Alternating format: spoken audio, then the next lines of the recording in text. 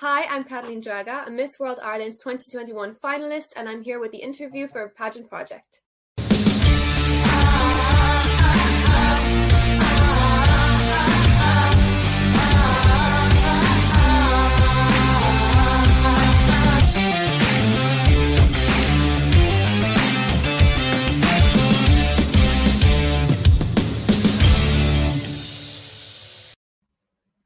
Everyone, it's Adrian from the Pageant Project with you. My special guest for today is Kathleen Draga, who is a Miss World Ireland 2021 finalist. Kathleen, welcome to the show.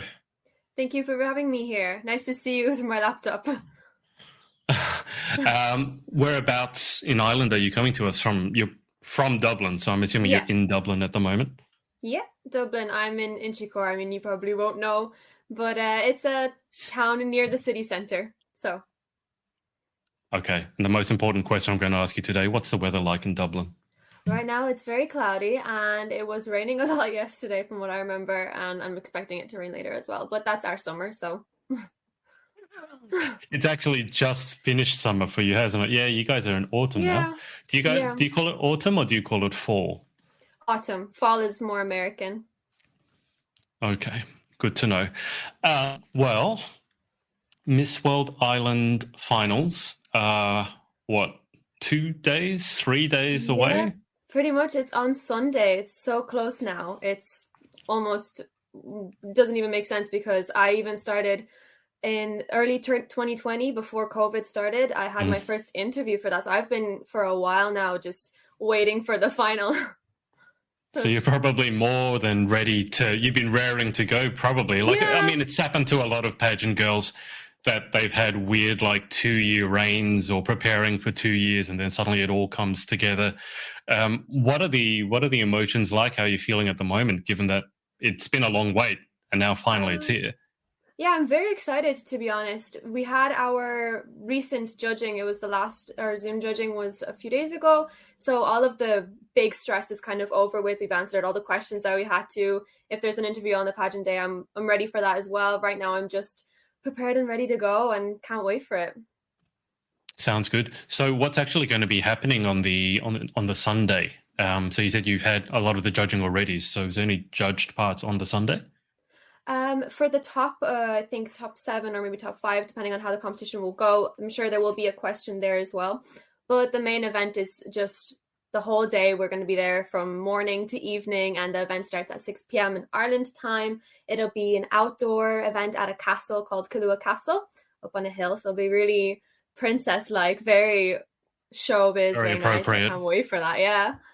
And it'll also have a nice entertainment touch as well. I can't say too much, but there'll be lovely bits and pieces throughout the show that'll be very nice for people to watch as well. So, are people in the local area still able to buy tickets if they want to attend Sunday, or is it sold out? Or is it a closed event?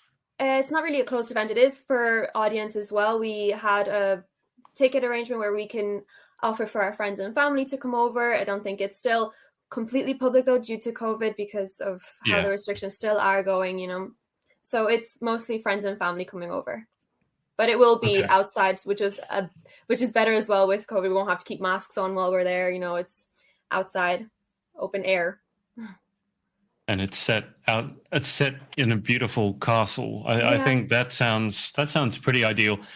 Dare I ask what happens if it rains? Yeah, that's what I was wondering as well. But there are options of covering. There's options of covering us. I'm sure they're prepared for that too. That's something that we're all worried about. I mean, can you imagine with the dress and the makeup and then it all starts raining? I mean, we'll still pose through it, but it won't be the best I hope that idea. your mascara is waterproof if it's going. I hope the contingency plan is not holding up an umbrella. That's all I'm going to say. I hope there's more of a contingency plan than that. Kathleen, why don't you give us an idea as to how you got involved in pageants to begin with? Because I was doing a bit of reading. I understand this is not your first pageant. No, it's not. I've had a couple of ones done already before. Basically, I always showed an interest in it when growing up. I was very outgoing, and I was always one, if in group photos, to pull the girly poses and to be the one in the front. I always wanted to be in the front and to be the center of attention. And walking even to like Tesco's, I'm not sure if you know of Tesco, but like the supermarket, I would like trying to walk down the street. It was very outgoing and, you know, exaggerating, very girly. So it was something that I was always looking at as well growing up, seeing the bigger girls in competitions. It inspired me. And then it really started when I was around 14. That's when I really started to compete. There were some pageants being held near me, and I said, why not give it a go? It would be nice to try it out. And I fell in love with the world. It was that, not just the glitz and glamour, and that's how people think of it usually. It's a lot of brain that goes into it. We had a lot of interview rounds as well. And what struck me about pageantry is that a lot of the skills that I learned being on those days and interviews or just talking to people, I was even able to apply it in my academic life. I had public speaking skills, which was so great because I had so many English presentations that I had to give in school where I had to stand in front of my whole class and present something. But I already had done these public speaking skills before in pageantry, so I was prepped for that, which was amazing.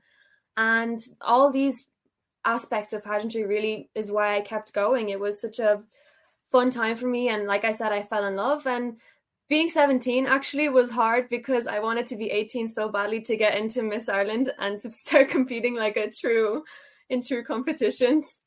So now I'm 18 and here I am. I mean, I'm 19 now, but you know, COVID took a year. I thought you were 19 because I was looking at your social. I guess we can all just forget about 2020 and we'll just call you 18. So you would have, I guess you would have competed when you were 18, but you were robbed of the chance. World is very much like what you said. It's more than just the show. So have you given any thought to, I mean, hopefully, you know, you win the title on Sunday, but win or not, do you have like a final goal for pageantry, or are you just going to keep doing it because you enjoy it so much?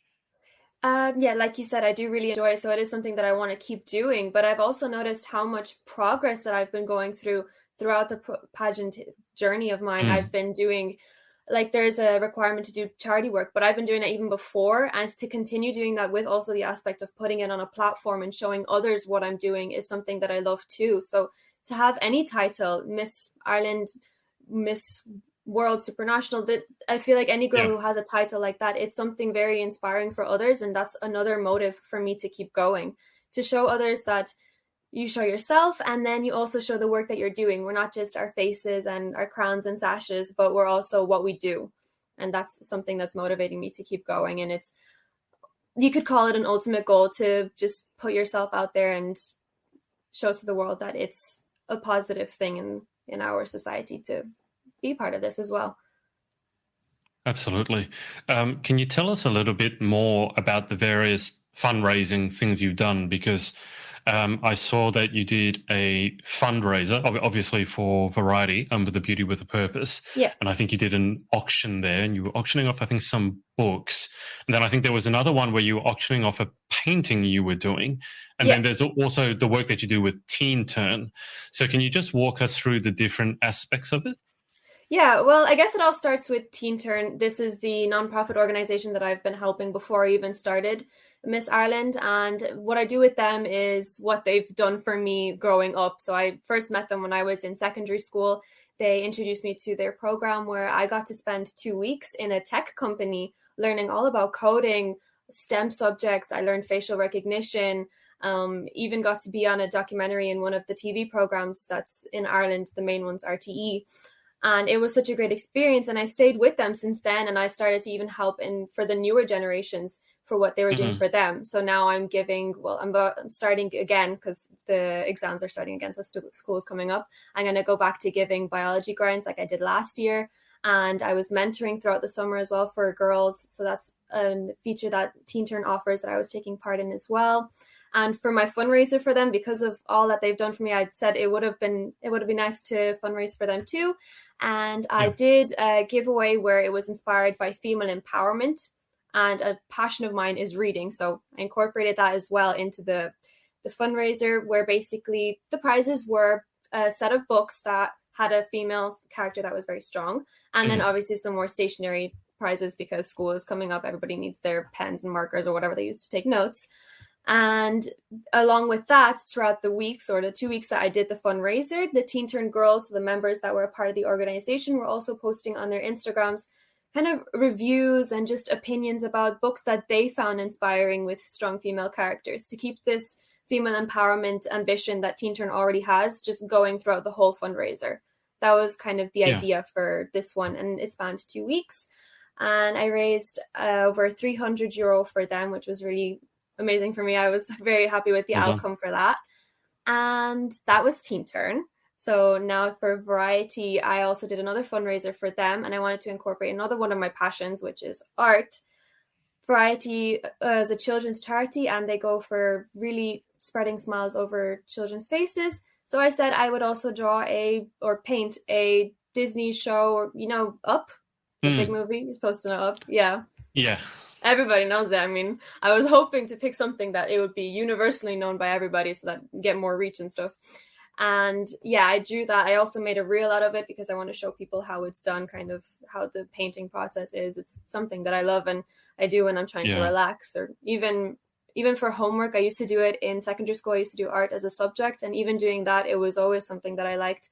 Got an A in that, so that was good too. That helps. Yeah, that was a perk. And I completed that. So that was in the giveaway as well, along with some more kind of children prizes with sweets and a pillow for Minnie Mouse and all these cute prizes. I raised money for Variety as well. And then also another thing with my art, I also prepared 5 paintings with different Disney characters that I'm going to donate to the kids at Variety too, just as a way that I usually did charity work, not just raising money, but also giving something personally from myself to them. It's something that I like doing as well with charity work. It's something that I kind of was raised doing, just giving yourself and putting a bit of yourself into your work in that sense, and just donating it as well is something that I like to do. So that's why I did that too.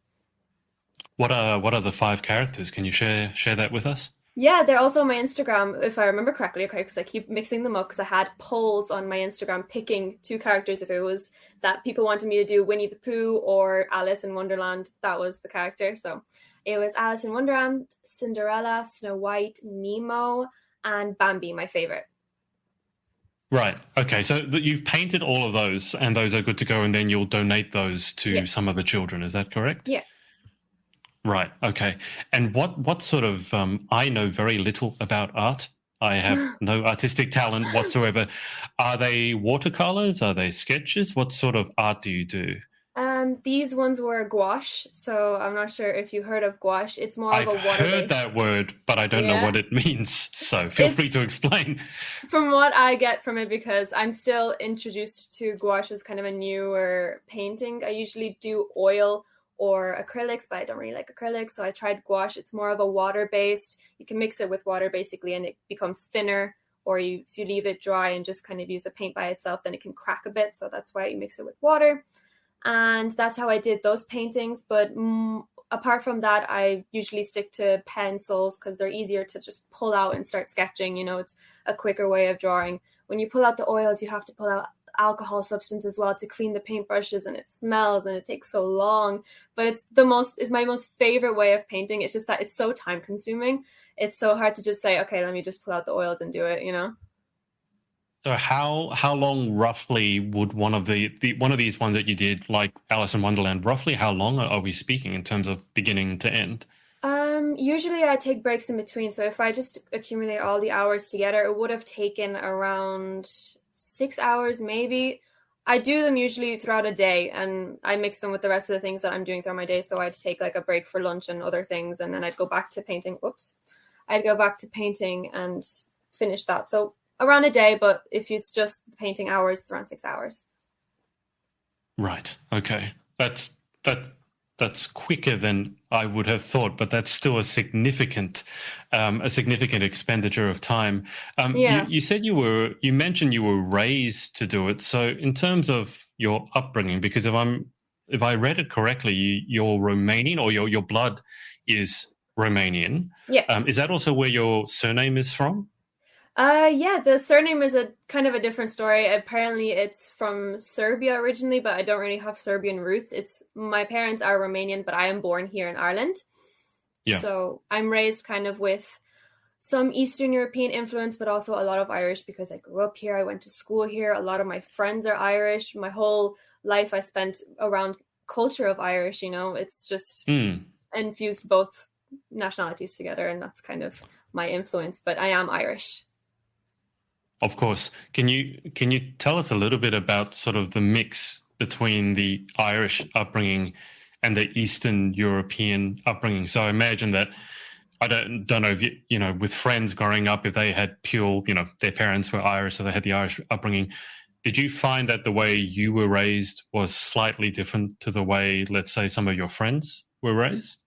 Obviously, there were different traditions that came up in being raised with a Eastern European influence, as in like the types of food you eat for Christmas. You'd have extra foods, and you'd come to school and say, "Hey, I had this," and you'd be like, "Okay, what about the turkey? Or what about the different foods that we have?" Right. It was kind of that clash, but the majority of the upbringing was quite similar to the Irish one. I mean, I came home from school and I would talk about what we did there, and then we kind of got influenced by how other people were living too, and we merged both together, and it was nice in a way. I had the knowledge of how to deal with Eastern European people and also how to be with Irish people, and both of that together, honestly, in my opinion, it's such a positive thing to look at as well, because I have experience on both sides. It's giving more quality as well to what I know about others and how I can treat others and how I can understand others as well. And you speak Romanian as well, correct? Yeah, I do. At home, sometimes. I try to a lot, but I have an accent because I speak more English. When I speak Romanian, you can kind of hear that, and sometimes I get embarrassed, but I'm trying to really put myself out there. I've put 2 things up on my Instagram now with me speaking Romanian just to get used to, having that accent, because I'm not embarrassed. It's a bit awkward sometimes, but it's not something that I am very disappointed in or embarrassed by. I am proud that I have the accent. I mean, I have that Irish upbringing. I have to have something from that as well. It's not something that I want to get rid of either. I don't want to lose it because it is something that's a part of me, but it's something that I also have to acknowledge. And I want people to know that I do know I have an accent, and it's just, you're going to have to deal with it. When I hear you speak, I can tell that you're from Ireland. Can you say something for us in Romanian, though? It's not a language that I'm at all familiar with. So can you just say some phrase in Romanian for us? I can say what I'm doing. Acum sunt pe laptop. Sometimes I have grammatical issues as well. So that's something a disclaimer as well. We won't know. No. We won't know. Exactly. Let me see. So, e foarte urât afară și nu-mi place vremea azi, dar îmi place că sunt aici cu voi. That means that the weather is really ugly. It's putting me kind of in a bad mood, but I'm really happy that I'm here. Okay. Yeah. Kat, did you take your sash off, or has it just fallen down? It's fallen down. I've kind of given up with it. I mean, I could keep it up, but... No. I just wanted to make sure that you didn't think it was on when it's fallen off. The things can be a little bit finicky at times. Yeah. We've got a comment here on YouTube saying, "Hi, Queen," from Caviar de Carl. I wanted to talk to you a little bit about your passion, Kathleen, for education. It is something that I've not seen much of in the pageant space before, explicitly stated as I'm passionate about education. And I think it's a great thing. A lot of the queens that I have interviewed have bachelor's degrees, master's degrees, doctorate degrees, but they haven't really spoken about education so much. And I think with what's happening in the world in general, whether you're talking about politics, climate change, or what's happening in Afghanistan, I think education, especially for young women, has really, really come back into the spotlight. Yeah. Can you just start with why are you so passionate about education? Well, I am an academic person as well, if you can look at it that way. I like to spend time at my desk with my books open and learning. And one of my favorite things in education is biology, which is why I'm in nursing. I'm in love with learning about the human body and just continuously figuring new things out about how, food is digested or how the heart beats.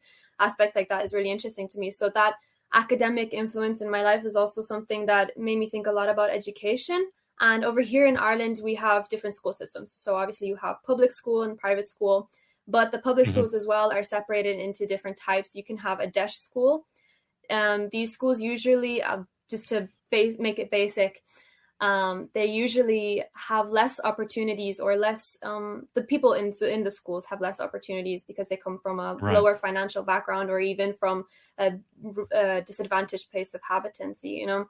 So that's something that I had to experience as well. I was in a Daesh school, and I noticed the inequalities that we can have with education, how you might not have access to the same books, you might not have access to the same online resources. Not everybody has laptops or iPads that they can use in school. And that is something that, along with Teen Turn, which is also in their ambition to kind of get rid of this inequality or try to help with it. Right.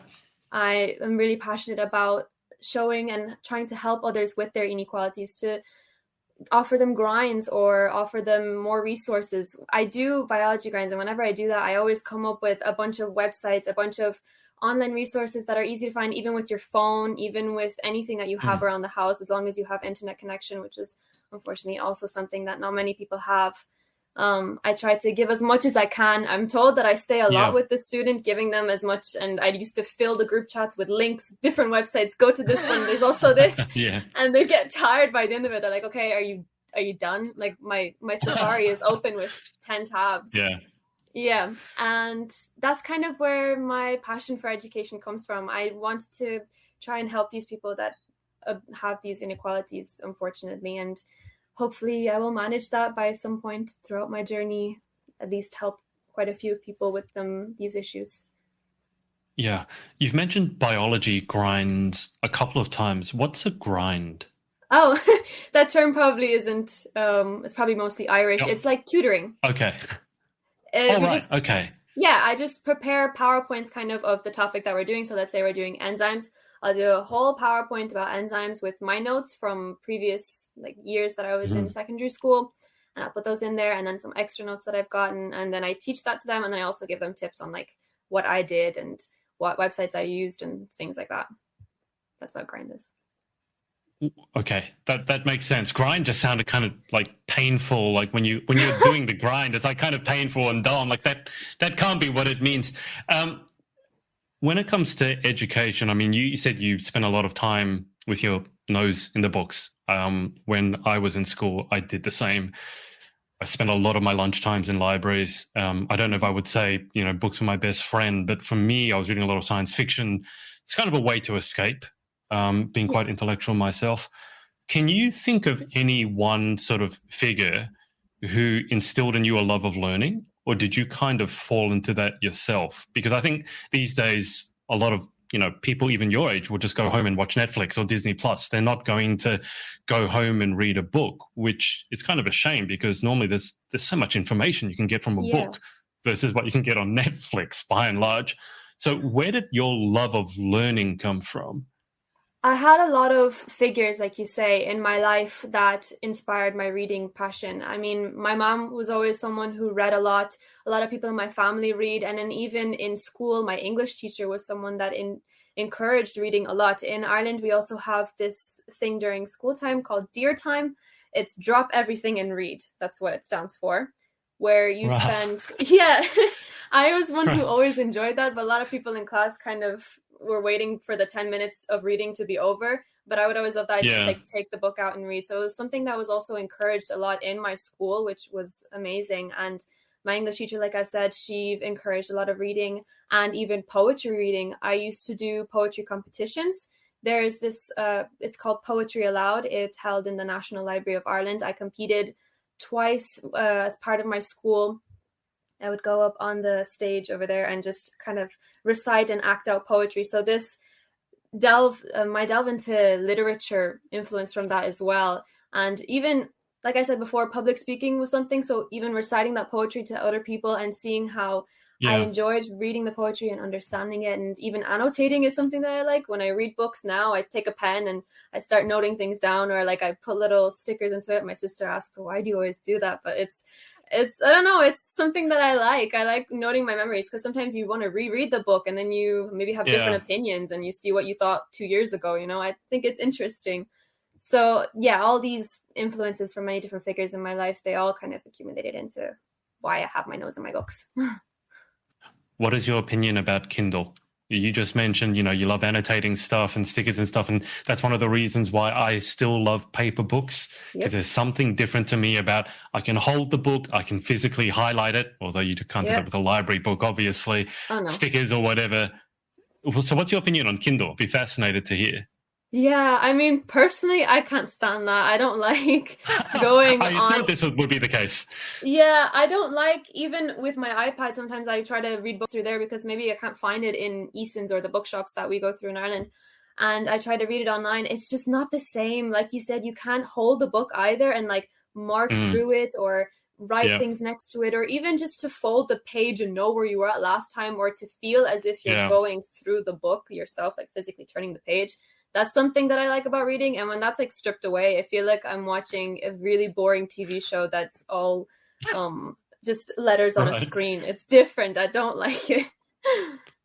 Yeah, it's funny because they say, technology is supposed to make so many things easier. And with a Kindle, you could have 1,000 books there. But to me, I've never enjoyed it. It's never been the same. I guess for me, reading is a chance for me to escape my phone, because we're all on our phones too much. So if I have to read on my phone, I'm on my phone again. And then there's Instagram notification, it's just too much noise. So I'm glad I'm not the only one who still enjoys even the smell, as weird as that would sound. Exactly. I love going into even the library. The whole library smells like books. And like when you're in bed and everything just smells like what you have around the house, and you open the book and you just sniff. Okay, that sounds weird, but really, you just sniff it. Like that's what I love. But it's also kind of ironic when I say that I don't like going on like Kindles or whatever and reading books, because I'm also someone that says, technology is the future. And if we nourish that in a positive way, we can get a really good outcome out of technology. But then again, I'm against reading on the Kindle, but that's just a personal preference of mine. I do think that it is something that's so amazing for other people, because you can access so many books through your book app on your phone, even like you've said. Exactly. And for people who don't really have access to buying a lot of books, or even to a bookshop that has many variety of books, something like a Kindle is so helpful. And I do recommend it to people who can read through a screen and don't find that bothering. It's something that's really, really good from the side of technology, Well, I mean, some people, I guess, many people maybe even would actually prefer the Kindle, because they don't actually, I mean, I'm thinking, like, especially if you want to travel, not that we could in the last 18 months, but if you wanted to travel, obviously you can't really take you can't take your bookcase with you, so to speak. Have you tried audiobooks at all? Because that's one thing I've been doing more recently, just whilst I'm busy doing other things, and I can't sit there reading a book, but I've got nothing to listen to. Rather than listening to music, I've been listening to audiobooks played at 1.25 times speed, so I can get it in more quickly. Have you tried that at all? I did try reading audiobooks. I do feel like it's still something that it's not properly immersing me into the book, though, because when I'm hearing something, it's not the same. But it's kind of like a cheat way of doing it. Because there's some books, like, I don't really mind that I haven't really, like, if I really want to digest a book, I'm going to have to read it. But if there's a book that I'm just kind of interested, I'll play it on the audiobook, and then if I'm interested, then I'll go and get the paperback version of it. So have you done that sort of thing at all? Yeah, that's exactly what I did. I read a book. I wasn't that into the blurb, as they say, the blurb, the back of the book where you read a thing. Yeah. I wasn't that interested in it. I was like, I might just listen to the audiobook, and I found it on my phone and I put it on, and then at the end I was happy I didn't actually read the book, because it wasn't interesting enough. Well, that was a waste of time. Yeah. Right. Okay. But it is nice to have it going on in the background. It's just that I'm a multitasker, and I like to do things if I have my hands free and I'm not like completely into something, I like to do things with it, and then I kind of forget that I'm listening to something, or I just don't pay that much attention to it. There's also that aspect as well. But like I said, that is something as well, according by technology, that is really helpful to other people, because they might not have time to sit and read the book, or like take time out of their day to just sit and have the book in front of their hands, So that's another thing that's great, but just not for me. It's great. The disadvantage of it is that our attention spans now are literally shorter than goldfish. Yeah. So it's a give and take. Well, yeah, exactly. And a lot of people, I think, just don't have the patience to sit down and read a book, because they find it's not as visually stimulating as TikTok. If you don't like it, you swipe straight away and you're onto something else. Unfortunately, that is the thing. Well, yeah, it's technology. It's got pros and cons. Just in terms of, you mentioned that you were mentoring people, young people through Teen Turn.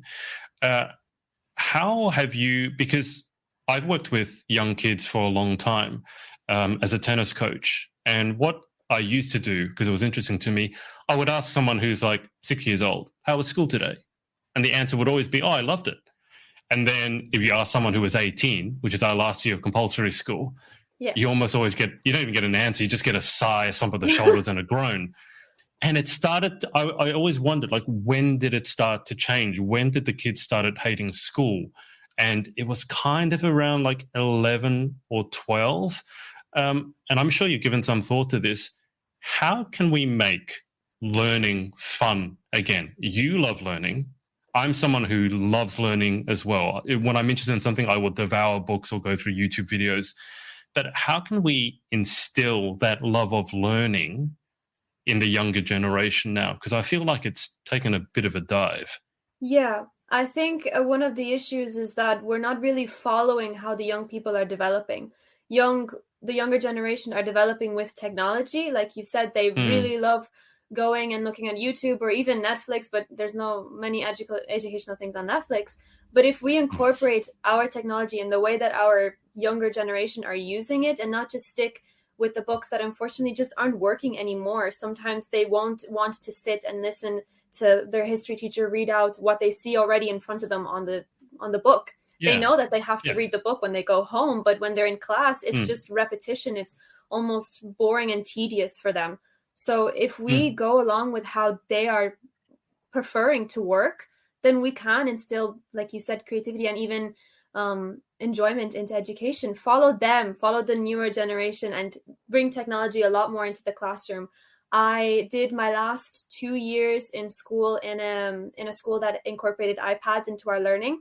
And I noticed that a lot of my students my fellow students were very interested in learning as well, because we had this set of technology with us. We weren't always just sitting with the book in front of us and a PowerPoint on the screen with the same information just being read out to us in every class. We were doing challenges, Kahoots. We were doing different games on the iPads with different educational themes as well. And that was something that got everybody excited and ready and, awake. Our classrooms were so much more hyper and active, but not just with like drama or gossip. It was with let's talk about the human body, things like that, or even history, or just boring subjects like maths. We found ways to make that interesting with our technology. Like I said, that's how we have to keep it going, because that's what the younger generation is interested in. That's also what helps us. New things as well. New things are more exciting. So bring like a laptop into class. The kids are excited. They're like, oh my God, I have a laptop. Nobody else has a laptop, but I have a laptop in front of me. This is cool. So then they're more willing to use it and to start learning with it,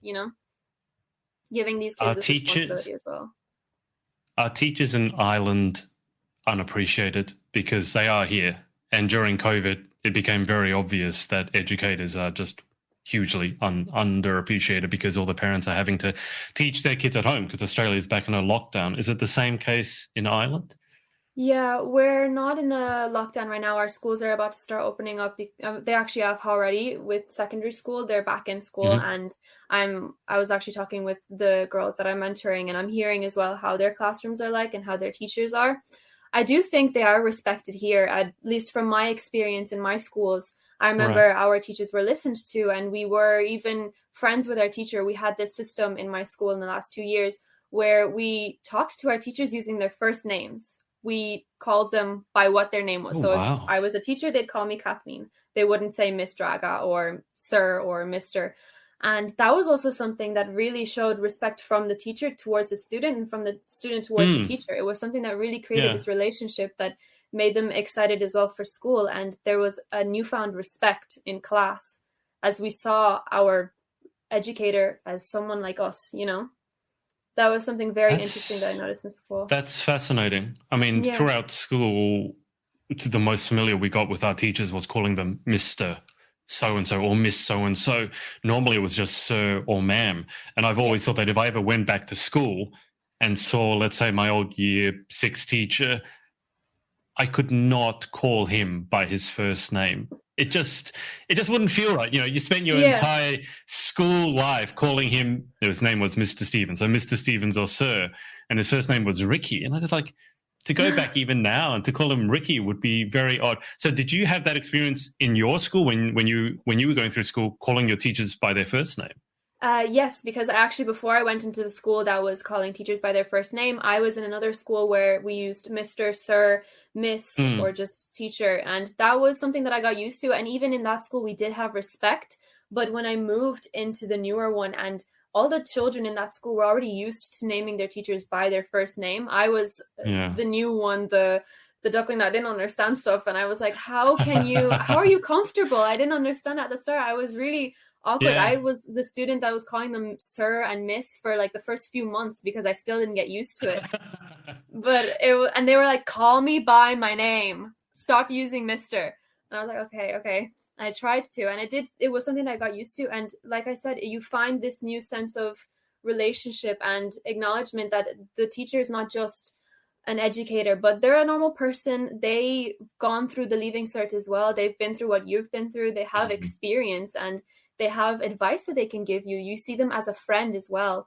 I'm not saying that I didn't see my teachers in my old school as a friend either, but it was just that extra sense of immersiveness into what you were in class, who you were with in class. Of course. Now, I just want to change tack a little bit here. I will bring up your Instagram, and can you just tell everyone, I mentioned this to you before, can you tell us a little bit more about this? Because it looks like you had this is not something that happens every day. There's you with a mask on. Can you tell us who this is and how on earth it happened? Because as I told you before we started live, my Monday nights do not consist of getting invitations to meet with people such as this. So how did this happen, Kathleen? Sometimes I ask myself that as well. How did I get in that room, and why am I on the screen? Like, why am I sitting right there? And while I was sitting there, the way you sat is very ladylike. You're very, very proper. Look at the posture. Very upright. There's a funny story about that as well. My sister was behind me. My sister was behind me the whole time. You can't see her. She's not in frame, but she was sitting behind me. And I knew that there was a camera recording for live TV on that side, and that I was right in front of the minister, Simon Harris, and the president of France. And I knew I had to look presentable. And I was so scared. And I stayed in that position for a whole hour. I didn't move. Apparently, my sister saw me like... That would have been painful. It was painful. Would have been painful. Time, but You're lucky you didn't faint. No, I probably got a bit dizzy at one point, but I don't know, hearing them and just listening to the conversation, even though it was in French sometimes, it was still like keeping me in the room. And I moved my ankle sometimes, maybe moved my hand over the other hand. It was a nice experience, and I learned how to keep my posture and not move for a whole hour, which was quite interesting. But that was just me wanting to do that. We didn't have to. That would be very useful for pageants, learning how to just stay there with a perfect posture and not move without fainting. But how did this whole thing happen? Because as I said, my Monday nights don't consist of getting invitations to things like this, unfortunately. So how did this happen? Neither do mine. That was just one Monday, and it was because of Teen Turn, actually, because I've been with them for a long time. I'm an alumni of their program, and I still work with them. So they've kind of kept on introducing me to new opportunities. Sometimes I go to panel events where I speak for like the Teen Turn experience, and I also speak about my STEM experience. So I've been at panels like this, and now this was just on a whole different scale. They invited us to an event through email saying that it was going to be with French personnel and just more higher as well personnel. And that's what we thought until me and my sister went on the Zoom call to talk about the event. And it was mentioned as if, it's some normal thing that we're going to see the president. And I started kicking my sister under the chair, like, did you hear that? Like, we're going to see the president. And then we went afterwards and we're like, Mom, by the way, we're going to go see the president of France. And that wasn't normal for us either. I mean, I never saw a big presidential figure like that. And it was just inspiring for me to be in a room with such accomplished people. That was how I thought about it. Not more so the political side of it, but just how I've achieved in a way a lot to get to this stage where I'm in the same room as the Taoiseach of Ireland, the minister Simon Harris, someone that I studied about in school. Like I remember had to learn Simon Harris's name off and his ministry title as well to have that in an exam. And I remember answering about him, and then I'm in the same room as him. Like, that was something that struck me as well. So that's how I think of this event as. Yeah. Did you get any selfies with famous people or get to talk with any famous people whilst you were there? Yeah, I got a picture with the president of France that's not out yet, which is weird. I can't find it. It was a group photo with all of us, and I was in it as well with the president of France, the Taoiseach, Simon Harris, and some of their personnel that came along with them as well. But I can't find that, so I don't know where it is. It's supposed to be coming out as well.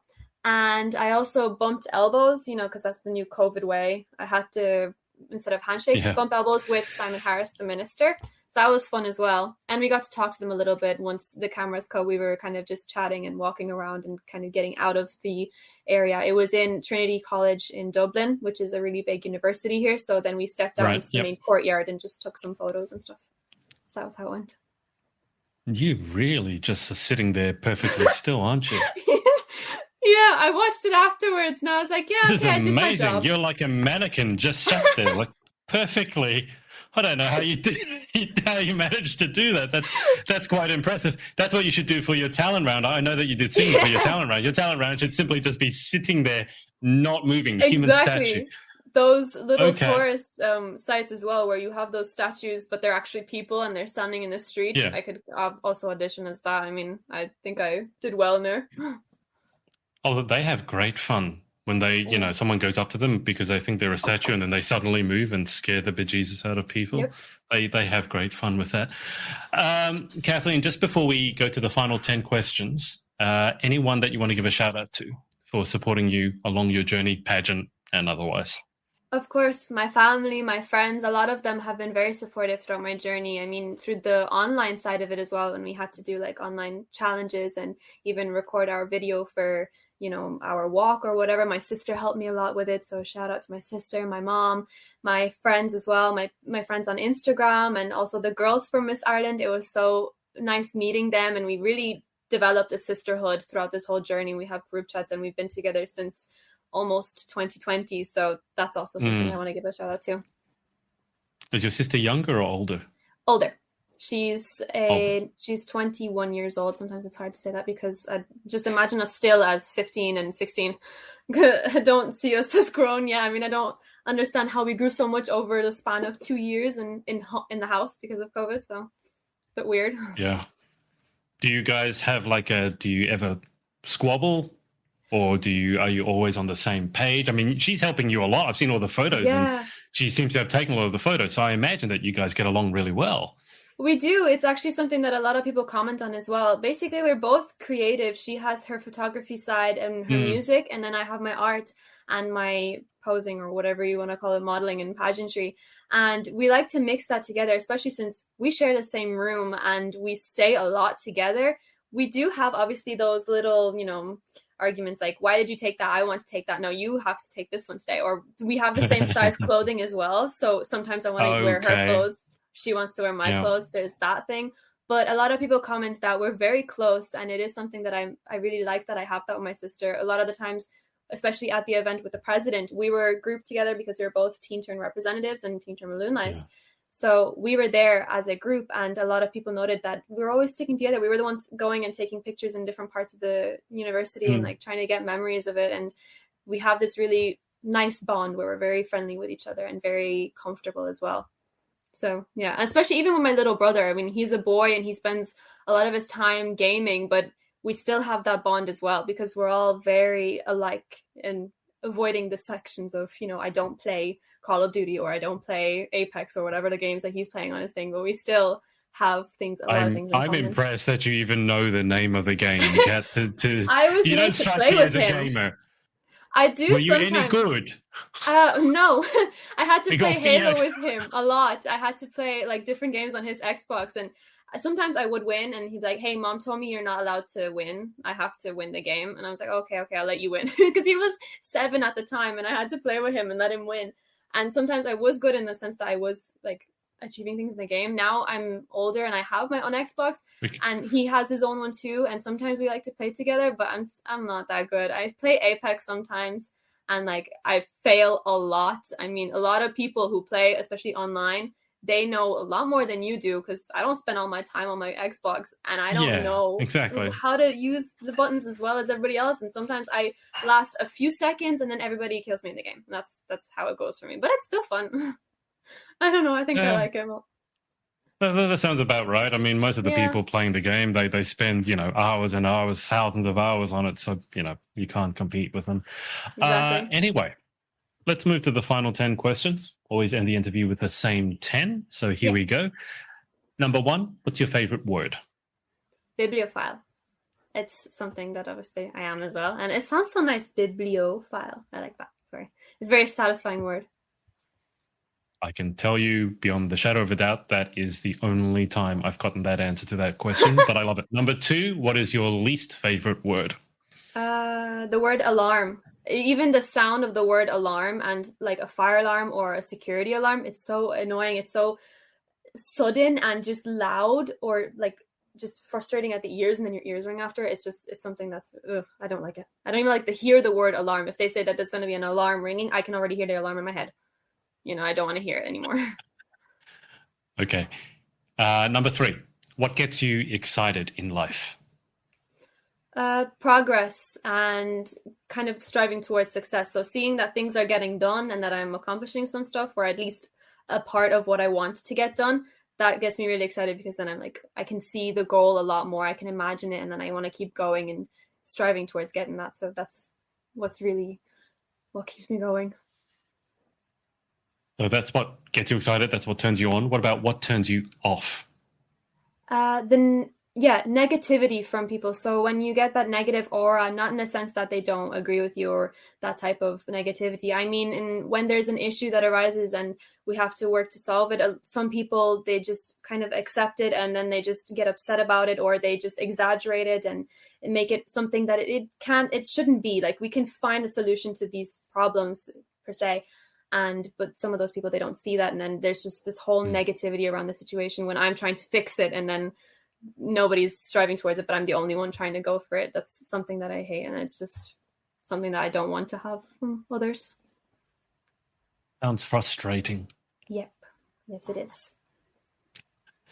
What sound or noise do you love? The sound of people outside talking and laughing. Like, there's life outside. I live in a place that's very quiet, and there's always silence, and I don't like it. But whenever there's like a truck outside or someone's talking on the phone outside, I'm at the window. I'm like, yay, someone's here. There's life. But I used to go on holidays in different, like Barcelona, and we had an Airbnb where underneath us there was a pub, kind of like a cafe. And even at night, people were there with music and laughter and like drinks, and you can hear the clinks of glasses or whatever they were doing. And it might sound annoying, but I loved hearing that. Even when I tried to sleep, I could fall asleep with them talking. It's something that I need. I don't like silence. Even when I'm reading, I listen to music. I put like a lot of loud music in my ears, because I just need something going on. It's too quiet sometimes. I don't like that. You sound like my cat. Every time he hears a sound outside, he has to run to the door to see what it is. He finds it fascinating. You sound exactly the same. Well, I relate to him. What sound or noise do you hate? People chewing. I don't like that at all. When people chew next to you and you can hear them like going through the food, even with their mouth closed, I can hear it, and I can't stand it. I like I said, especially if there's silence and then all I hear is them chewing. That's a big pet peeve of mine. I need something going on in the background, a TV show, something, just someone else talking, so I can't listen to that. So I assume you never got into the ASMR craze. No, I don't understand that. And sometimes it would come up on my feed, and I wouldn't know what it is until I sat for like a few seconds and I watched it, and then I put my headphones on or something because I couldn't hear it. And then I'd hear the chewing. Put your headphones on. No, that's the worst, because now it's right traumatic. Here. You can't. It's traumatic. I don't know. It's also another thing that's making it worse. My whole hatred of hearing people eat, that whole trend, it made it worse. I couldn't stand it. And then on TikTok, you scroll and there's someone chewing some honeycomb in front of you. And no. You just report it as abuse or harassment. That'll take care of that for you. If you could have any one superpower, what would you pick and why? This is something that actually, I don't know if a lot of people, but I would love to fast travel. to be able to go to a place really, really quickly and like not have to deal with the restrictions of not being able to go to a specific country or a specific, I don't know, someone's house or whatever. I have roots that are abroad, so I want to have access to that. The whole idea with COVID and not being able to travel was something that, I don't know, it hurt me in a way because I also want to go to different countries. I love to travel, and that kind of blockage and the lockdown was something that affected me.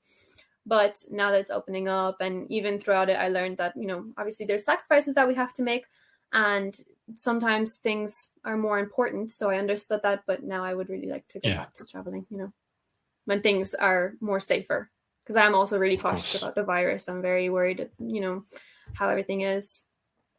Yeah, that sounds reasonable. What job or occupation, other than your own, would you most like to attempt? Growing up, I actually went through a lot of like phases. I wanted to have this as my future job, this one. It's the first time I've actually like solidified myself into a box. Okay, I want to do medicine in the future. I want to be a doctor. Okay, so that's my one that I actually want to do. But if it wasn't that, I actually would choose to be an art teacher for like younger kids. Since I like art and since I also like working with kids, it seems always something that like I wanted to do. I wanted to help them. Whenever like kids came over to my house and like we'd have like a play date, like when I was a child, I was the one to like pull out my paper and try to teach them how to draw an apple or something, and just like hold art classes. And they'd be like, okay, but can we actually do something fun? And I'm like, wait, let me show you how to draw the stem. No. Right. Yeah. One of my previous interviewees would bring out her Barbie dolls and try to teach her Barbie dolls. So you're one stage above that. You're teaching real people. She was teaching her dolls. Feedback. She would even give them tests. She would give her Barbie dolls tests. I don't quite know how that worked or how well they did. I get it, though. I get it. Fair enough. What job would you definitely not like to attempt? An office job. I don't like the whole sitting in one place in front of a computer. I know I was studying and like not moving for the whole hour of the thing, but I didn't like it. Okay, I want to be moving. Right. Okay. Yeah, but I want to move. I want to have something that's very hands-on. Like, you know, in medicine, you're always doing something. But staying in front of a computer and just like in the chair, no, I don't want to do that. Are you sure? Are you sure? I mean, you're so good at sitting so perfectly still. It almost seems like a waste of your talent. You could look at it as that, but no, it wasn't that fun. I know it looked like I had a lot of fun sitting in that space in 1 hour, but no. Yeah, it was really easy to tell with the mask covering your entire face. Ecstatic. Final question. If heaven exists, what would you like to hear God say when you arrive at the pearly gates? That's a hard one. I guess that's why it's the last one. Yeah. To hear, okay, so here we have gluten-free churros. That's what I want to hear, that we have gluten-free churros. Because honestly, it's so hard to find nice gluten-free things because I can't really digest gluten, and I have to go to shops and like find like gluten-free bread that tastes good and doesn't fall apart in your mouth the minute you bite it. So hearing that it exists at least up in heaven, that'd be something very nice. Gluten-free bread and gluten-free pasta is horrid. I don't remember. It's just the worst. I don't remember what like good pasta tastes like because I've had gluten-free pasta for a very long time, and honestly, it's not that big of a problem anymore because I've gotten used to it. But whenever I smell the real pasta, it's like I need that now. But I can stick with my normal ones. It's just that I want that like dessert. I love churros, and I remember eating churros and like how good it tasted with like the chocolate sauce all over it. And there's no gluten-free ones that I could find that actually tasted good. So, yeah. Okay. All right. So we'll put a request through to God for gluten-free churros. Yeah. Okay. Well, Kathleen, that's about it. Thank you so much for your time. Thank you so much for having me here. It was so fun. Yeah, it's always nice to bump into a fellow person who has their nose in the books, so to speak. Yep. I love that as well. I will keep you on the line for just a sec whilst I hang up with the audience. So thanks everyone for watching, whether it's live or on the replay, and we will speak to you again very soon. Bye for now. Thanks for watching. Just a reminder to you entrepreneurial types to come and join us at our Facebook group, facebook.com/groups/the Pageant Boss. I'll see you inside and see you in the next episode.